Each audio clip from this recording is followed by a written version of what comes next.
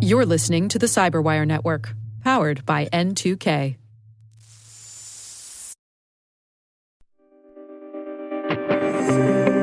Welcome to Threat Vector, the Palo Alto Networks podcast where we discuss pressing cybersecurity threats and resilience and uncover insights into the latest industry trends. I'm your host, David Moulton, Senior Director of Thought Leadership for Unit42. Identity compromise means that the attackers are targeting you. They're not targeting a machine or a service. They're targeting you. They're looking to compromise accounts. And in this case of Atlas Lion, every new identity that they compromise, they turn that into money. Identity attacks are not a future problem. They're a today problem. They're happening now. And we saw in Jingle Thief that one compromised account quickly turned into dozens of compromised accounts in a matter of months if you're not monitoring behavior. So it really shows the importance of monitoring your identity behavior. And the highlight of this attack is that it's entirely in the cloud. Attackers don't need exploits. They don't need malware. They just need to compromise identities.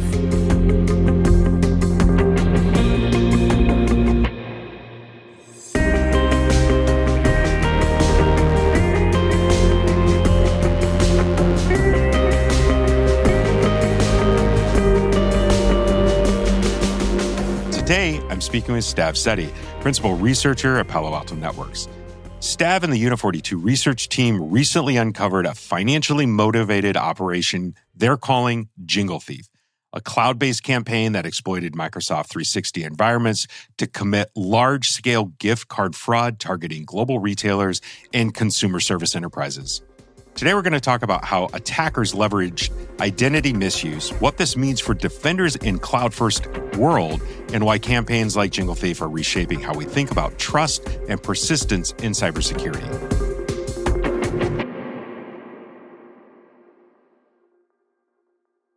Stav, welcome to Threat Vector. I'm really excited to have you here this morning. Thanks, David. I'm really happy to be here. So before we get into this Jingle Thief campaign, and by the way, love the name. I think that it's super memorable. Can you talk to me about your work as a principal researcher here and how you and your team approach uncovering threat actor behavior? Yeah, of course. So I'm part of the Cortex research team on the UEBA and ITDR team. And what we do is we focus on identity threats. So that means we look into how users are compromised and we try and find a way to detect that behavior. What got you interested in that particular focus area in security? I think it feels a little bit more real to me because I'm a user and I can get attacked at any point. So I kind of feel that those kind of attacks are interesting, more so than attacking a machine, because I feel that I can relate to them a little bit more. And I also think that identity attacks are just the next big thing. I think all the attacks nowadays are heading towards identity land. And it's really interesting to me to research all these cases. And I'm lucky to be part of that. So today we're going to talk about this Jingle Thief campaign, which is really centered around identity-based cloud compromise and gift card fraud. And I wanted to start with the basics. For the listeners, what exactly is the Jingle Thief campaign? Some folks maybe haven't read the research that we've got out on the Unit42 Threat Research Center. What was it that first drew the Cortex Research's team to this specific activity? The Jingle Thief campaign is a campaign that we found very fascinating. And it came up because of our Cortex ITDR alerts that were raised. And what makes this so interesting is it's attackers going after gift cards. And they were able to steal and target gift cards from some of the biggest retail brands that you know. So that's really fascinating. And what makes it even more fascinating is that this is in the cloud. There's no malware. There's no exploits. They're purely living in Microsoft 365, which is a bit unusual because nowadays you don't see that too often with the gift card fraud. So they would try and target retailers or just anyone that can issue gift cards. Stav, you mentioned something, and I want to make sure that we don't go screaming by it. You said the four letters, ITDR. And for those who are not part of our parlance, our jargon every day, what is ITDR real quick? Okay, so ITDR stands for Identity Threat Detection and Response, and it's all about detecting identity attacks, such as the Jingle thief attack, and we'll talk more about that. Yeah, super important here. And it was the technical capability of the Cortex platform that you're referring to. I just wanted to make sure that, if you're not in the business all the time of our shortcuts, that you knew what that was. All right, let's get back to Jingle Thief real quick. Who's behind this campaign? Talk to me about the threat actor. Yeah, so we're pretty sure that this group is what people know as Atlas Line. This line is a Moroccan-based group. They've been active since 2021. And while we don't have 100% attribution, I say for the purposes of this chat, let's call them Atlas Line. What do you think? Yeah, that works for me. And you said Moroccan-based, financially motivated. That's probably part of the crime side of cyber attacks, not necessarily something tied to a state actor. What distinguishes the campaign from maybe some of the other financially motivated operations that we've been looking at recently? I think there's a few things. I think the first thing is the patience and the discipline. They stay months within an organization. In one case we saw them active in an organization for over 10 months, which is really crazy. That kind of patience made us go, hey, this is really something different here. I think another aspect is the living off the land. In Microsoft 365, it's all cloud. That's a little bit unusual as well. And lastly, it's the gift card aspect, the gift card theft. A lot of times, financially motivated actors will go for ransomware. And this was all about gift cards. Okay. And so they are looking at these gift cards as a way of getting their money. Talk to me about how you go from stealing gift cards, because that seems like a limited way of financing your operation, to, are they selling them? Are they demanding that the retailer buy them back? Like, what's the path to monetization? Yeah, so I think that's kind of like the golden question here is, why would you target gift cards in the first place? And that's exactly what my team asked when we first saw this. We just didn't really get it at first. And I actually think it's, at the end of the day, it's a perfect solution for them. So what they're going to do is they're going to issue gift cards and they're going to sell them later in underground markets. Why do they target gift cards? Because when you think about it, gift cards are just digital cash with no traceability. They're easy to resell and they're low noise and they're impossible to trace. So if I redeem them, you have no PII associated to them. So that's what makes them so perfect. Okay, so if I play this back, you go in, you're in an environment, you're not necessarily noisy, you're persistent, maybe you've got some technical chops, and then instead of locking things up, demanding some sort of ransom, dealing with a crypto, you basically issue yourself a payday, going to go ahead and type in $500,000 or $100,000 here or there. And then later on, when the heat's off, so to speak, you can then start to sell those out. And you're basically cashing out this digital cash that no one can really trace to an actual payment. You're no longer holding the stolen goods. You're financed. So it is kind of a low stakes operation. And I don't want to say it's the perfect crime, but it feels like it's starting to make more and more sense why Atlas Lion and maybe others are looking at gift cards as this weak spot inside of some enterprises where they can go have a payday. Really, it's like they're an easy way to print cash. All they need is an identity and they can just print their own money. So let's talk about how some of these attacks got in. What was the initial access? Was it phishing? Was it smishing? Did they go out and buy identities? Walk me through that process a little bit. So initial access here, exactly what you said, it was SMS phishing, smishing, and phishing. And we actually found on my team, we investigated it and found the PHP email sender that the attacker used. And in those logs, we saw the emails and the SMS messages that went out from Moroccan IP addresses, which was really cool to see that. And you know that smishing and phishing are pretty common, right? So what kind of makes this kind of unique? There's a few things here that made the initial access really interesting. I think the first one is how highly tailored the pages, the phishing pages were. They used actual branding, fonts, layouts from each target. So they really did their homework here. And these fake Microsoft 365 pages look identical to the company's pages, which is crazy. Like, I don't think there's any way for the employees to tell a difference. So not only did they do their homework, but they also did something called the URL @ trick. Have you heard of that before? No, talk me through that. So the URL @ trick is really interesting. You could have a URL like company login @randomdomain.com. And if I'm a user at a company, I'll see the company login on the left side of the @. Like, let's say it's Palo Alto Networks. I'll see that and I'll be like, hey, that's pretty legitimate. But the browser will actually go to what's on the right side. So company login @randomdomain.com, that randomdomain.com is actually what my browser is going to navigate to, which means that the user will be fooled. Yeah. And the browser will actually go to the malicious domain that the attacker controls. So I think that's a super interesting technique that they used. And it's not that common also. When you're talking about identity theft and identity attacks, in some way, they're also attacking the identity of the organization, the fonts, the domains, the way that things look, such that they can steal a legitimate identity from that company or from that employee. Like, that feels like it's a next level phishing attack, beyond almost a phishing attack. It's something different.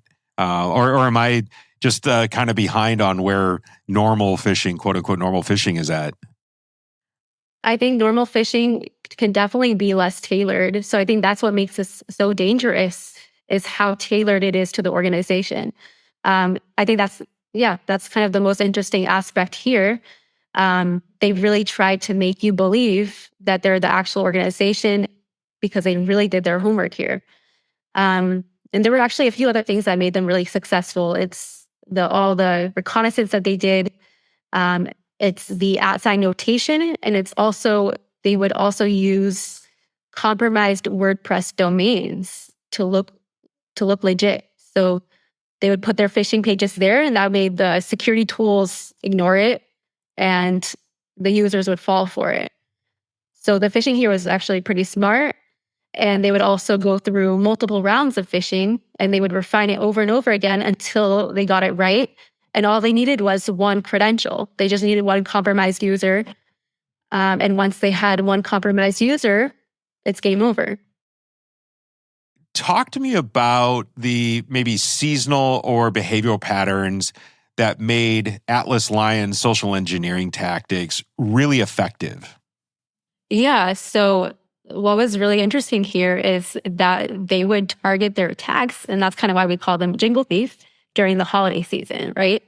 So during the holiday rush, you have limited employees, you have a lot of noise and distraction, and that's kind of what helped them be so successful here. Something else that's really interesting is that during the holiday periods, of a lot of temporary employees, and these temporary employees are new, right? So they don't have a behavioral baseline, which makes them a lot harder to detect. And so no behavioral baseline, but they have a lot of high permissions.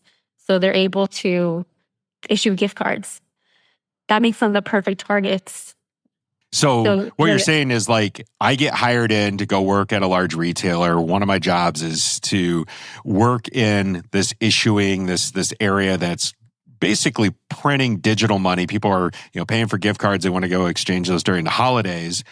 And systems are going, well, we don't really have much of what normal looks like for David, the new employee. And if I get popped, if I get compromised, then the system's like, oh, well, he's just issuing these massive gift cards. That seems pretty normal. He's been doing that for a while. And even then the best security systems don't have the critical data of a normal baseline to be able to go, hey, we should flag this. This is wildly inappropriate that, Molten's out there putting out $60,000 gift cards left and right. Exactly. Is that right? Like that, oh man. Like, I don't often say this, but like this is a really clever attack. Like this is a way to really, come in and use all the advantage that they have. And then targeting it during the holiday season when things are really busy just makes it fly right under the radar. Yeah. You mentioned earlier in our conversation that you'd observe, or you and the team had observed Atlas Lion sitting in an environment for quite a while. I think you said 10 months in one case. What is it about this group that lets them sit in an environment for so long and go undetected? Yeah, so I think that's actually the most fascinating part of this whole campaign, right? That Atlas Lion is an organization for over 10 months. It's actually crazy. And the way that they do it is they abuse Microsoft 365 identity features. For example, let's say I am an attacker from Atlas Lion and I have credentials, okay? So after I get the credentials and the initial access, the first thing I'm going to do is enroll my device. And if I enroll my device, I'll be able to bypass MFA from here on out. And it's really smart because the victim can reset their password, but the attacker still has a trusted device. So that's kind of their first step is how can I get my device there? So yeah, device registration is number one. The next thing that they'll do is they will add Exchange inbox forwarding rules. Have you heard of those before? I want to say I ran across that in our research, but I didn't fully understand it. So hopefully the audience will humor me here.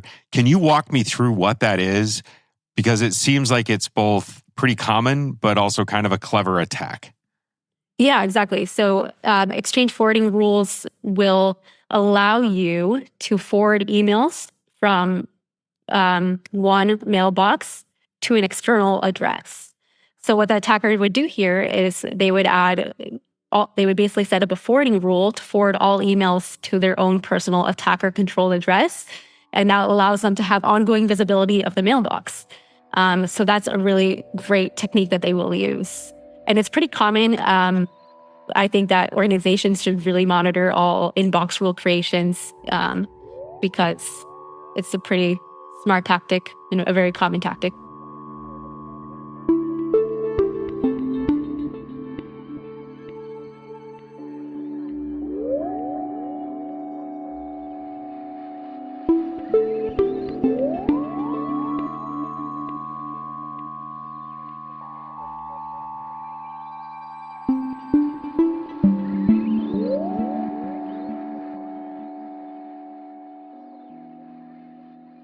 So I think there's this misconception that I'm being disabused of when I talk to folks like yourself. I talked to Margaret Kelly about cloud attacks not too long ago. And there's this idea that cloud environments are really secure. And as you're talking about it, it's like, okay, these attackers get inside of Microsoft 365. They're attacking, they're living off the land. Why is it that the legitimate cloud services seem so appealing to attackers today? Yeah, that's a great question. And I think that attackers really love the cloud because all their valuable data lives there. Like if you think of your own cloud, you have SharePoint documents, you have all your emails, all your data is there, right? So it makes it the perfect target. And specifically Atlas Lion, they would use Microsoft 365 as their reconnaissance playing ground. They would turn SharePoint into their own personal scavenger hunt. So they would look for a lot of internal documents on gift card workflows or VPN documentation, MFA guides, you name it, basically everything they needed to operate like an insider. And so they have a full map now of business processes and they're able to really blend in now. And it's not just SharePoint, they'll also look at, we saw like such a high amount of emails accessed buy Atlas line in a really short amount of time. So now that they have all this business information, they're eventually able to issue gift cards looking legitimate. They learned all about the gift card workflows, what portals there are, and they can really operate like a legitimate user. So basically, once they get in, because all the information is there, it acts as a instruction manual, one-stop shop of how to rip off the company, because legitimate users actually need all that information to operate. They want to look legitimate, and that further makes it difficult for you to detect them, I imagine. Did they go a step further and give themselves higher access than that original user initially had? Yeah, they definitely did. And they would do something really clever. And it would really also blend in kind of like the SharePoint documents. What they would do is they would, hey, so now I have all your emails. I can see how you tend to normally ask for permissions. For example, ServiceNow. I saw that you created a few ticket requests over the past week. Let me do the exact same. So that Atlas line would do the exact same and escalate their permissions via ServiceNow ticket request. And for IT, that looks completely legitimate, completely normal because this user has done that in the past. So yeah, that's a really smart way of doing it. And it's not hacking. It's kind of like abusing the business process. Yeah, it's not quite hacking. It's not quite social engineering. It's somewhere in a gray space between those two things. But it certainly shows that they have a level of discipline to stay undetected. What were some of the other things that they did to evade, detection and hide their activity once they were inside? Right. So the first thing is because they're entirely in the cloud, there's already no malware, which means that all of your ADR solutions are completely blind to this, right? So that's number one. The second thing that they would do is a big element here was internal phishing. We didn't mention it yet, but what they would do is they would send out internal phishing emails for lateral movement, and then they would delete those emails. And the internal phishing was really successful because there's a lot of implicit trust. If your coworker emails you, that's instant credibility and nobody really suspects anything. So they went from one account to dozens of accounts from that. It's like a game of cyber tag, going from one victim to the next launch point. And so to hide their traces of that, they would just clean up the mailboxes. So they would send out a phishing email and move that email from sent items to deleted items. And let's say there was like an alert of phishing, they would also delete that from the inbox completely. So they would really try and hide their traces, and they did a really great job at it. How did the behavioral analytics, you mentioned the UBA earlier, and ITDR tools help play a role in this? Because it seems like they're going to a lot of trouble specifically to target folks that don't have a baseline, to delete things, to act within normal ServiceNow ticket requests, right? Like there's a lot about this that just appears to be normal day-to-day activity within an organization. And yet there had to be some indicator. There had to be a little bit of noise here and there that you could string together. And I'm really curious what tripped them up that allowed you to get on their scent trail. Exactly. So it is very legitimate looking activity, right? So if I create an inbox rule, I create inbox rules all the time. That's pretty legitimate. But what the whole idea of behavioral analytics is to build a profile for the user. So let's say I have a profile for the user of the locations that they log in from. And I have a user that constantly logs in from the United States. All of a sudden, they're logging in from Morocco. Based on that baseline, I can flag this activity. And that's kind of what behavioral analytics does. And maybe that alone, the unusual location login is not strong enough on its own. We'll take lots of different small signals like that and put them together. So I can have a first login from Morocco for that user, a first inbox rule creation, a new MFA enrollment, a new device registration. I take all those things together and they create a clear compromise story. And that's what UEBA and ITDR really shine in.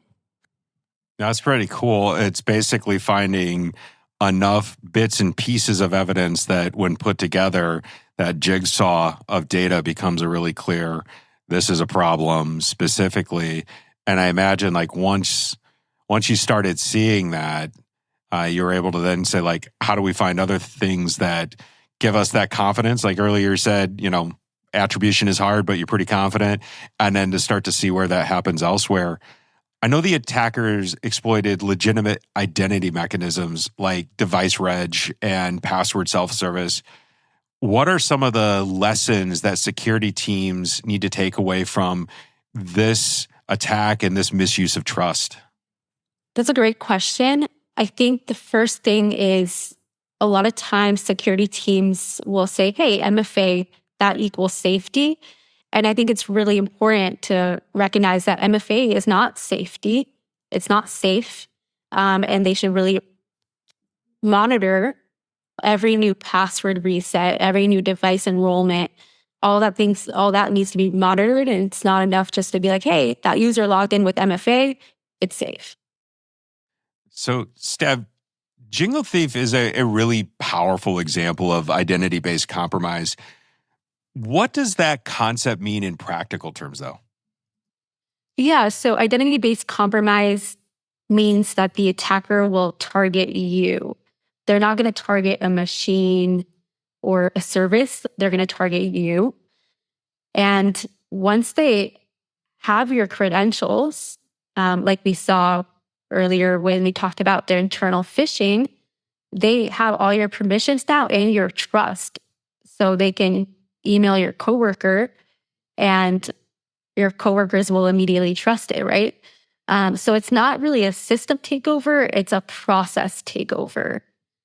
In Jingle Thief, we saw that legitimate workflows were used in abnormal ways to turn identity directly to profit. And this is like the Jingle Thief case, I think, is a really good example of why identity is the new perimeter. From a defensive perspective, what practical steps can enterprises take today to reduce their exposure to these identity-based attacks like Jingle Thief? So I think there's a few things you can do. I think number one, I would say, is what we talked about before about ITDR and UEBA. Behavioral analytics is so important because this is entirely in the cloud. Endpoint detection is not going to help you at all. You need to track who's logging in, where they're logging in from, how their behavior changes over time. I think that's number one, most important. I think also in the case of Jingle Thief, posture really matters as well. I would make sure to look at what permissions users have. Like, can everybody issue gift cards? And limit that. And lastly, I think that identity compromise happens really fast. So you need to make sure to act fast because you can go from one compromised user to 100 compromised users in a matter of a very short time. So really it's thinking about this idea of don't over rely on an MFA. And then as you're looking at your controls, especially since you're attacking a user, one compromise can very much snowball, to keep it into that holiday theme, into hundreds of users very, very quickly. This is a tricky one to defend against for sure. But I keep coming back to this idea that you were able to find enough evidence through behavioral analytics, through ITDR, and paint that picture such that you don't have any idea how you're leaking so much money on the gift card side of things. You've mentioned a couple times that Jingle Thief has been traced back to this Moroccan infrastructure, through IPs, through ASN patterns. How valuable is that kind of intelligence in ongoing threat tracking? So I think that it's super valuable because it allows you to have a fingerprint to connect the dots across multiple incidents. So I'm consistently seeing Moroccan ASNs throughout multiple organizations. I can look for those ASNs and be able to connect the dot to the same campaign. That's like the main value. And I think that what was super interesting in this case is that you saw Alice Line connecting consistently from Moroccan ASNs. It's like kind of funny because they didn't even try and hide their location. I mean, there were a few US proxy cases, but very few of them. And it shows confidence because they kind of know that geolocation alerts are so often ignored. And I found that really interesting. So, Stav, looking ahead, do you expect that financially motivated campaigns like this will evolve in new ways, or maybe even have copycats that try to use these same attack techniques? Yeah, definitely. I think so. I think that they're going to keep adapting. And we expect that any platform where trust can be turned to profit to be used. So, for example, today it might be Microsoft 365, but in the future, it'll expand to more cloud platforms. And today they're targeting gift cards. But in the future, it can be loyalty programs. It can be really any system that has digital currency, anywhere that identity can turn into money. Stav, one last question here. Are there any early warning signs that defenders should watch for as attackers continue to weaponize cloud trust? Yeah, I think definitely there are a lot of warning signs in the identity behavior. You have to look at device enrollments, MFA factor additions, inbox rules, all of that. I strongly suggest monitoring all of those. Yeah, I think that's the best thing to prioritize is the identity layer. Steph, thanks for this awesome conversation today. I learned so much, and thanks for the patience from the audience as you had to unpack a few things for me that were a little bit more technical. I really appreciate you coming in and sharing your insights on the Jingle Thief campaign, and specifically how identity-based cloud fraud is reshaping at least my perspective of cybersecurity strategy. This one seems like it's kind of a weak spot that we need to really focus on or suffer the consequences. Thank you so much, David. It was great being here.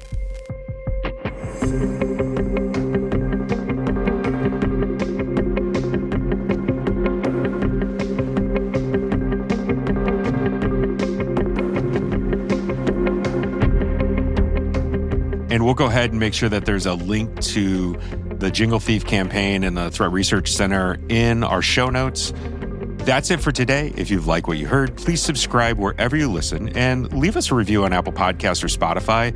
Those reviews and your feedback really do help me understand what you want to hear about. If you want to contact me directly about the show, email me at threatfactor@paloaltonetworks.com. I want to thank our executive producer, Mike Heller, our content and production teams, which include Kenny Miller, Joe Bedecourt, and Virginia Tran. Original music and mix by Elliot Peltzman. We'll be back next week. Until then, stay secure, stay vigilant. Goodbye for now.